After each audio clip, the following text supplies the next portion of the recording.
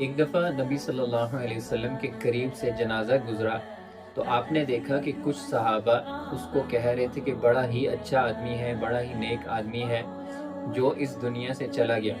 جب نبی صلی اللہ علیہ وسلم نے یہ بات سنی تو آپ صلی اللہ علیہ وسلم نے فرمایا کہ واجب ہو گئی۔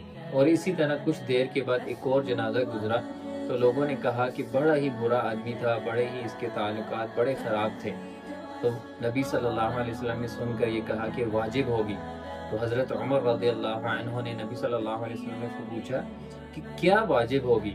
تو نبی صلی اللہ علیہ وسلم نے فرمایا کہ جو شخص پہلا گزرا اس کی تعریف کی گئی تو اللہ تعالیٰ نے اس کے لیے جنت کو واجب کر دیا، اور اسی طرح جو دوسرا شخص جو گزرا جس کی برائیاں کی گئی تو اس پر جہنم واجب ہوگی، اور یہ لوگ اللہ کے گواہ ہیں قیامت کے دن۔ سبحان اللہ۔ اب یہ آپ کے اختیار میں ہے کہ آپ نے حقوق العباد کا خیال کیسے رکھنا ہے۔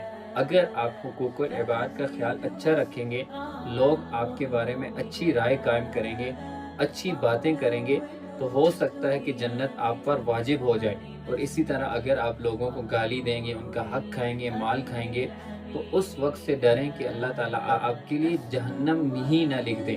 اس لیے حقوق العباد کا خاص خیال رکھیں۔ جزاک اللہ۔